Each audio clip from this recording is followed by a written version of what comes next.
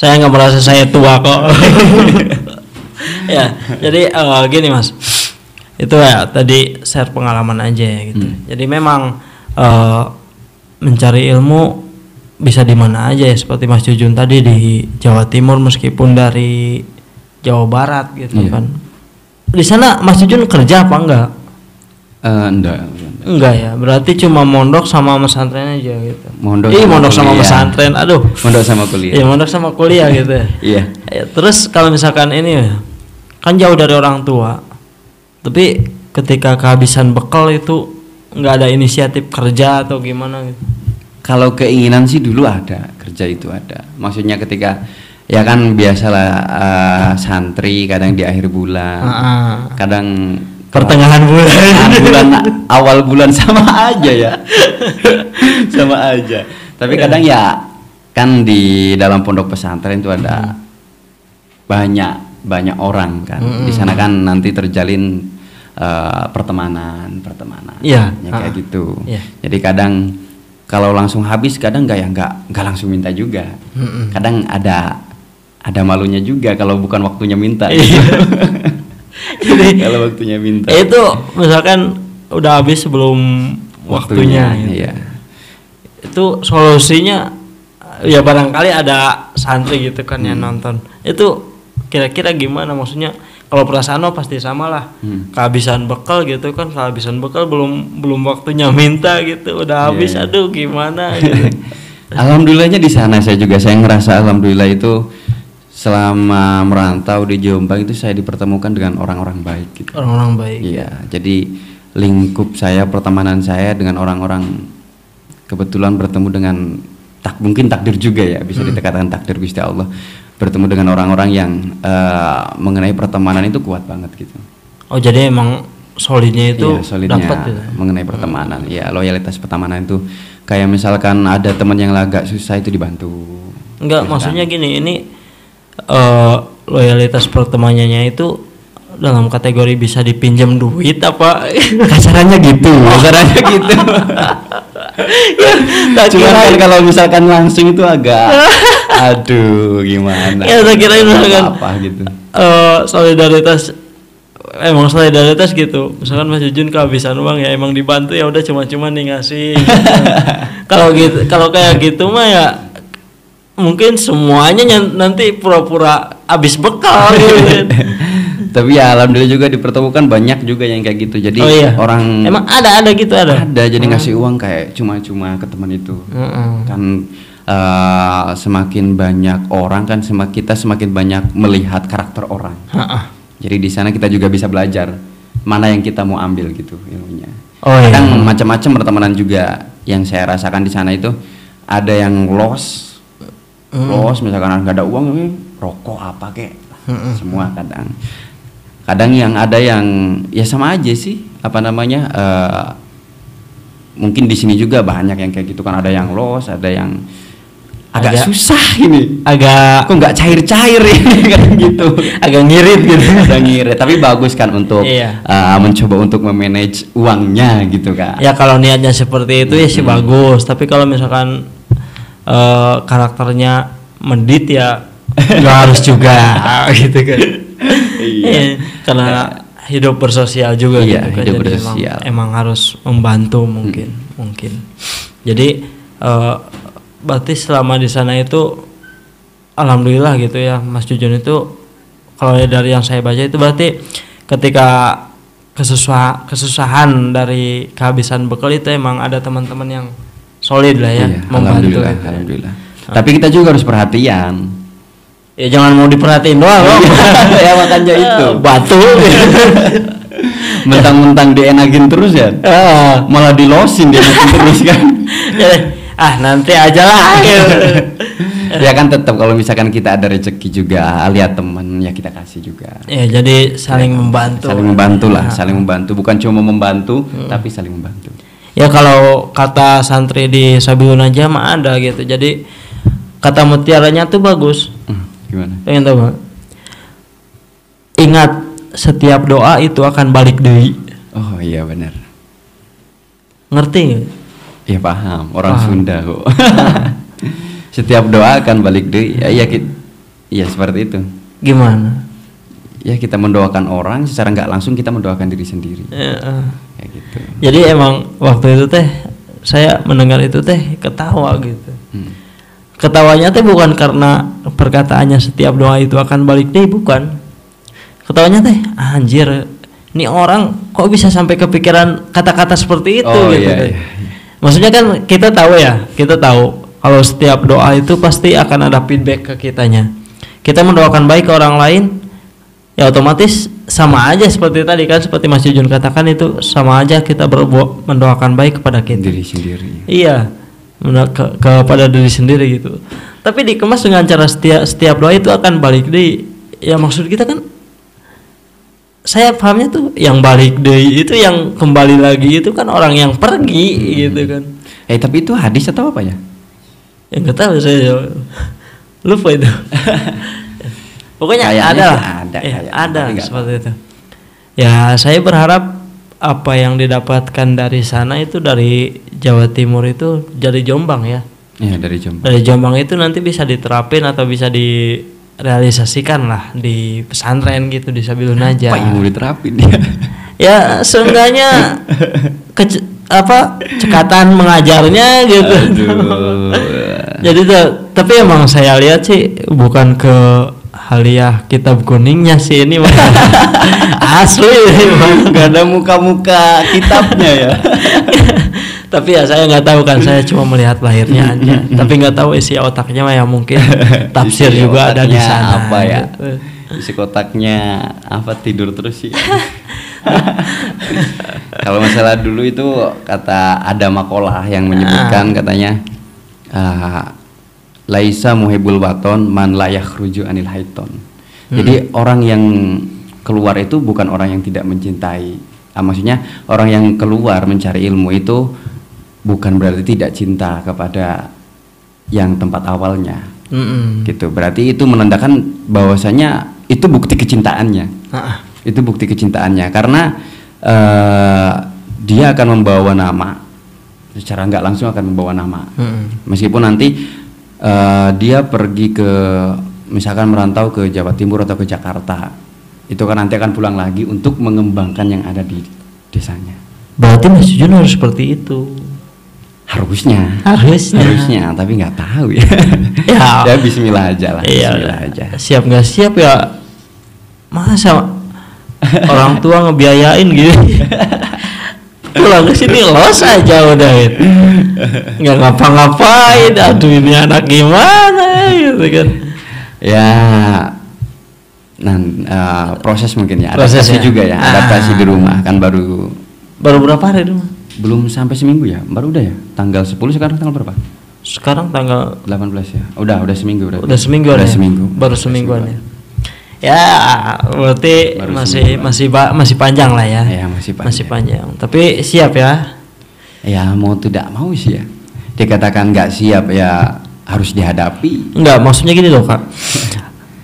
Anda itu aduh, sebelum ke Jawa Timur Anda mondok di Sabilun Najah. Oh iya tetap. Iya kan. Iya. Sekarang kembali lagi ke Sabilun Najah, ke Cipinggin. Masa Anda mau lupa tempat asal Anda belajar alif bata? Tetaplah saya juga membawa alma mater Sabilun Najah. Tetap tujuan mungkin paman saya juga kesanain untuk mungkin ya untuk kembali juga ke sini gitu. Ya nanti paman Anda itu siapa? Sambil berjalannya waktu aja. Saya jadi pertanyaan, paman Anda itu siapa? Kenapa tujuannya sampai seperti itu? Oh iya ya. Membawa Anda ke sana tujuannya seperti itu. Ya namanya paman kan mesti mencari yang terbaik. Namanya keluarga ya. Namanya keluarga mencari keputusan yang terbaik.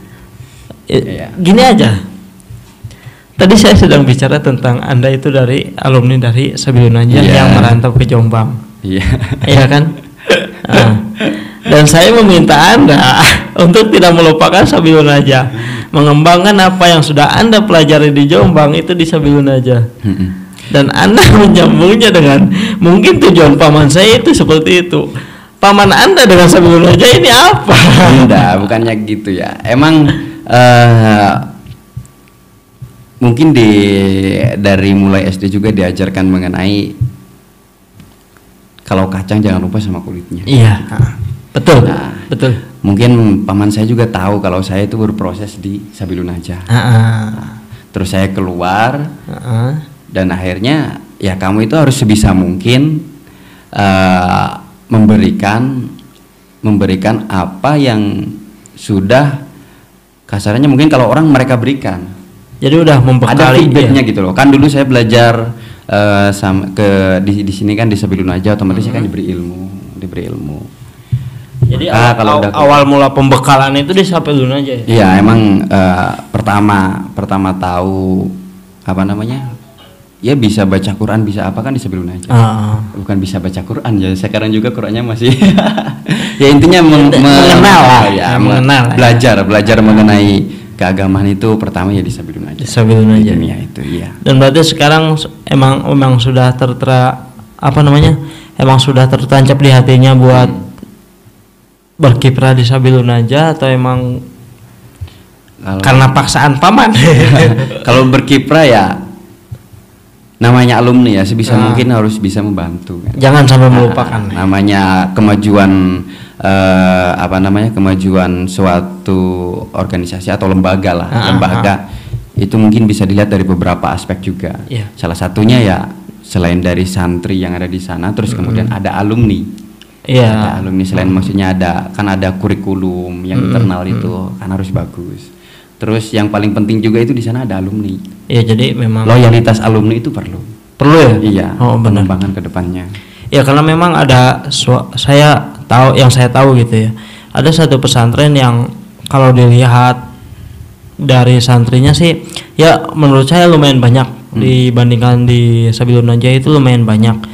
Tapi memang loyalitas alumninya itu luar biasa. Jadi ketika mengadakan acara pun mereka besar gitu kan, antusias ya, benar. Berarti itu bukti kecintaannya tinggi gitu ya. Kecintaannya tinggi karena loyalitas kalau tanpa cinta nggak bisa kan. Aduh. Bukan berarti kita misalkan loyalitas ke temen ya, totalitas ke temen, maksudnya solidaritas ke temen, bukan berarti harus cinta kayak ke perempuan juga kan. Maksudnya cinta itu ya ada rasa susah. Ini menarik ini kalau udah masuk ranah cinta ini menarik ini. Ya intinya kayak gitulah, berarti sudah tertanam kecintaannya kepada lembaga tersebut. Iya. Jadi kalau misalkan gini, kalau misalkan saya balik gimana? Kalau misalkan tadi loyalitas harus dengan cinta. Kalau misalkan cinta harus loyalitas, itu gimana? Sudah pasti kalau cinta. Berarti harus kalau ke ranah totalitas? Kalau cinta itu ya semuanya bisa masuk. Apapun loyalitas, totalitas. Karena kan kalau kata quotes yang ada di WhatsApp gitu ya. Quote IG. Kalau cinta itu kan sebuah keikhlasan. Hakikatnya cinta itu sebuah keikhlasan. Maka ya kalau udah ikhlas ya apapun sudah lost gitu kan. Berarti bisa totalitas aja. Totalitas. Gitu. Meskipun itu berat, sesuatu berat. Tapi kalau misalkan udah cinta, udah ikhlas ya udah. Berarti senang aja gitu ya. Senang aja. Ya makanya kalau misalkan kadang ada yang bilang cari kerjaan yang dicintai atau apa gimana sih? Yang itu loh, passionnya itu loh. Misalkan kalau kita sukanya kayak misalkan main di media, ya udah kerjanya di bagian itu. Ada kalanya kan ada yang yang terpaksa misalkan karena kondisi kan harus kerja di tempat yang tidak sesuai dengan kita. Kadang kan ada yang seperti itu. Tapi kan rasa kenyamanannya beda. Iya beda. Meskipun semuanya sama-sama bagusnya sih, sama-sama bagusnya. Toh yang terpaksa juga kedepannya mungkin bisa mencintainya kan. Cinta kan mungkin karena paksaan dulu bisa jadi kan. Namanya kalau misalkan kita sodako awal itu mesti terpaksa dulu kan. prosesnya kan nggak apa-apa. Kalau menurut saya itu nggak apa-apa. Sedekah terpaksa itu nggak apa-apa. Namanya itu prosesnya kan, nggak bisa kita nuruti kayak misalkan kiai-kiai gede sedekah yang udah gitu udah nggak mesti ada gerendel neng hati itu untuk pertama pemula kelas amatir lah ya. Itu nggak apa-apa. Nob lah ya, kurang gigi. Iya. Ya nggak apa-apa. Soalnya kan ada nanti mulai terpaksa nanti juga terbiasa. Kalau udah terbiasa itu udah gak kerasa. Fasenya kan. Proses. Ya. Kalau gini, karena ini Anda udah memancing-mancing tentang cinta, ya, tentang udah bahasa, kayaknya ditutup masing-masing cinta. Tentang bahasa cinta. Ya. Saya nggak akan tutup. Saya akan buka di segmen selanjutnya. Aduh. Kita bahas tentang cinta. Jadi gini kan. Saya yakin karena Anda lulusan pesantren juga pasti tertarik, ya kan? Juga lulusan kuliahan juga gitu kan, mahasiswa corona ya. Pasti sedikit banyaknya tahulah tentang filsafat seperti itu ya. Ya maksudnya kalau secara esensi dari filsafat itu sendiri ya dalam banget gitu kan. Tapi kita juga kalau misalkan kita tahu juga dari quote-quote, filsafat ini filsafat. Sebenarnya filsafat itu apa sih, kita nggak tahu. Asli saya nggak tahu. Taruhlah saya tahu quote-quote cinta Jalaluddin Rumi seperti itu. Saya tahu yang kayak gitu di HP. Ya iya makanya. Di statusnya teman-teman itu loh. Kalau saya bacanya enggak gitu. Jadi taunya di WA gitu. Tahu quote cinta Jalaluddin Rumi, terus tahu quote Socrates ini. Kita tahunya Jalaluddin Rumi itu filosof, Socrates filosof. Tapi Jalaluddin Rumi berbicara tentang cinta ya kan, sama Robiah Adawiyah gitu kan. Robiah Adawiyah juga tentang cinta gitu kan. Ya sedikit saya tahu gitu. Sedikit gitu kan. Tapi menurut saya ada yang lebih gitu kan. Ada yang lebih dari sekedar kuat tentang filsafat itu apa gitu. Bahkan mungkin ketika misalkan nih saya tanya kepada Mas Jujun, filsafat itu apa? Mas Jujun mengatakan dengan pengertian filsafat itu ini nih, dan saya yakin ada yang sesuatu yang lebih dari situ. Sesuatu yang lebih dari pengertian itu. Jadi menurut saya filsafat cinta ya. Filsafat cinta itu bukan hanya sekadar tentang pengertian tentang filsafat cinta itu sendiri. Ada yang lebih dalam dari itu. Entah itu apa saya nggak tahu. Berarti lebih ke hakikatnya, esensi gitunya. Itu. Maksudnya kan gini. Ya udah kalau kita bahas cinta itu pasti panjang ya. Iya kan? Di lain waktu aja mungkin kalau bahas di segmen lain. Kalau sekarang kan bahas yang hura-hura gitu. Bahas yang biasa. Karena ini juga perdana sama Mas Jujun ya, dan mungkin kedepannya saya akan panggil lagi lah karena sekarang udah di Cibimbing jadi gampang. Santai kan, santai. Ya kan? Tapi siap ya? Ya insya Allah. Lihat sikon nanti gitu ya. Berarti kalau misalkan pembahasan berat kayaknya aduh. Ya, kita bicara tentang orang awam aja lah gitu. Iya, oke. Sama-sama belajar. Meskipun pembahasannya berat, tapi kita bicara ungkapan pendapat tentang, kita diskusi tentang secara kita orang awam aja gitu. Ya meskipun saya lebih awam dari Mas Jujun. Sama aja, sama-sama awam. Mungkin bisa kebalikannya. Enggak sih, saya juga asli ya, saya juga lagi belajar aja gitu kan. Justru saya mengadakan ini karena saya ingin belajar dari Ustadz Ami, kita dari Mas Jujun, juga dari yang lainnya gitu. Saya juga mengiyakan untuk kesini juga karena belajar juga. Ya udah berarti sama-sama belajar. Sama-sama belajar gitu. Berarti saling tukar pikiran. Berarti kan yang diundang itu orang yang lebih gitu kan, sama aja intinya, sama-sama belajar. Ya udah gini Mas Jujun, ini terakhir ya. Mas Jujun berangkat ke Jombang dan sekolah di sana, pesantren. Itu tadi perasaannya ada sedihnya, ada asiknya ada gitu kan. Kalau misalkan tadi diukur dari asiknya ya lebih banyak asiknya menurut Mas Jujun gitu kan, menurut Mas Jujun. Tapi kan ada juga gitu kan yang dari Cibimbing atau yang dari Kuningan atau yang dari mana lah yang berangkat di sana gitu di Jawa Timur. Itu mungkin ada yang malah pahit gitu kan. Bahkan udah 1 tahun, udah 2 tahun mungkin nggak nemu asiknya itu di mana gitu kan. itu kan mungkin nanti di-share ke teman-temannya gitu. Kalau saya itu di sini tersiksa gimana.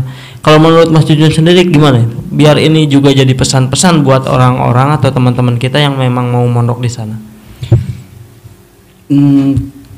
Berarti kalau itu lebih ke apa ya?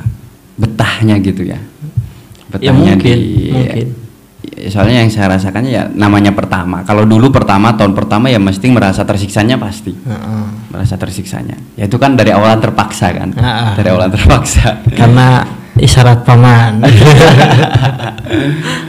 bukan gitu juga ya. Karena namanya pertama kan. Dulu waktu kecil habis MTS kan yang dulu masih dari mulai lahir nggak pernah kemana-mana gitu. Nggak pernah. Ya kalau di Sabilun aja kan deket juga. Tetap tidur di rumah. Gimana di rumah kan. Setiap hari sama keluarga, terus kan tiba-tiba langsung Jawa Timur kan. Kebetulan waktu itu alhamdulillahnya juga waktu itu sama saudara juga kan, berdua lah, nggak sendiri kebetulan. Jadi sedikit bisa ada obatnya di sana kan, sama saudara gitu, sama saudara ada obatnya. Meskipun nggak bisa mengobati kerinduan yang sebenarnya, kayak gitu. Udah masuk lagi ya, jangan mancing-mancing ya. Terus. Tapi alhamdulillah kebetulan itu ada saudara, jadi ya bisa untuk pertama saling tukar, ya namanya saling sambat ya kalau itu. Kalau awalnya itu saling sambat dulu itu. Tapi ya berjalannya waktu gitu ya, nggak kerasa, nggak tahu itu karena apa-apanya secara teorinya tuh nggak tahu, maksudnya kok bisa sampai betah di sana gitu. Bahkan sampai lulus kuliah di sana sampai lulus juga. Kuliah. Ya mungkin karena ya dinikmati aja gitu. Dinikmati. Mungkin seperti tadi ya, karena seperti yang Mas Jun katakan, ya dipaksa aja dulu gitu. Aja dulu. Nanti juga cinta gitu. Ya. Jadi intinya buat teman-teman yang memang pengen mencari pengalaman pesantren di sana, atau misalkan karena paksaan orang tua juga harus sekolah di sana, ya udah kita niatin buat belajar aja gitu ya. Kalau misalkan tersiksa awal-awal ya wajar gitu, lah namanya pertama, kalau misalkan pertama kan gitu, namanya pertama keluar mondok jauh dari keluarga, tersiksa pasti ada tersiksanya gitu.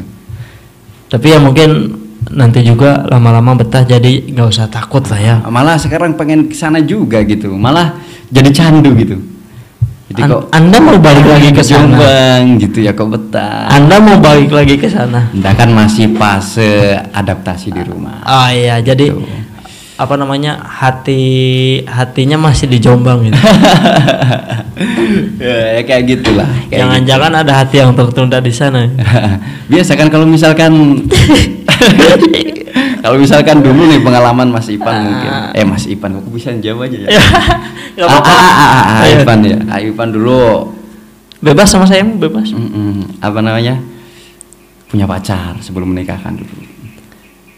Aduh, identitasnya ketahuan di sini. Mohon maaf keceplosan. Ya nggak apa-apa lah, nggak apa-apa. Saya mah. Ya intinya kalau misalkan dulu kan waktu muda itu punya pacar, terus putus, pasti pertama di sana kan banyak momen-momen balikan itu di sana kan.